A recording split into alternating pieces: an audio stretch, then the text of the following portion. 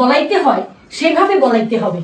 একটা স্বামী যদি ঘরে মারা যায়, ঘরে ওয়াইফ থাকে না, ওয়াইফ দায়ী, ওয়াইফকে ধরে জিজ্ঞাসাবাদ করে আইন বলবে।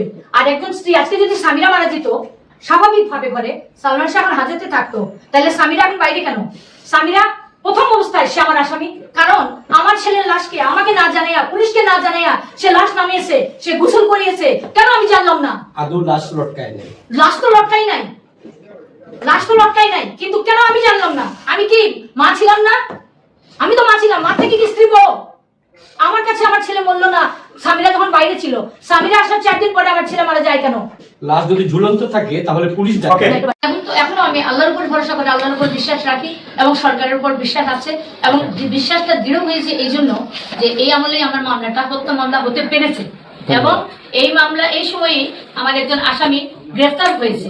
সুতরাং আমার হয়তো দেরি হচ্ছে, কিন্তু আমি আশাবাদী এটা আমি বিচার পাবো। এবং ডন বলতেছে সে সালমান সামিরাকে আনতে গেছিল, গিয়ে ওখান থেকে এসে বগুড়া গেছে। না, মোটেও না, সামিরাকে আনতে সালমান আর শাহান দুজন গেছে, আর কেউ যায় নাই। যাই হোক, বগুড়া মারা যাওয়ার দিন ডন কিন্তু বগুড়ায় ছিল না। আমি আপনাদের প্রমাণ দিচ্ছি, 164 এর রিজভির যে সাক্ষীটা আপনারা দেখবেন, আপনারা তো এগুলির বিশেষজ্ঞ, আপনাদের দেখতে হবে, জানতে হবে।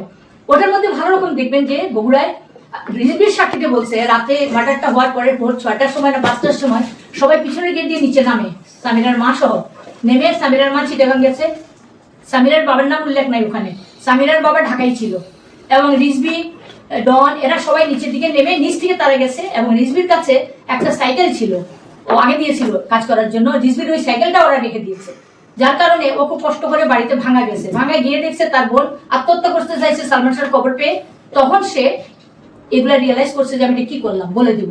তখন ঢাকা আসার পরে তারা এরকম সাদাই আমার বাসায় পাঠাইছে। কিন্তু আমার আসামিরা বলতেছে আমি শিখাইছি রাজি রিজভিকে। আমি কোথা থেকে শিখাবো? আমার একটা ছেলে মারা গেছে, আমার স্বামী কেস চালাচ্ছে, এ কোনো মা এটা করতে পারে না। এগুলো অমান্তর কথাগুলি বাদ দিয়ে এখন ডন ধরা পড়েছে, ডন বলতে পারবে, এবং যাতে যেভাবে বলাইতে হয় সেভাবে বলাইতে হবে।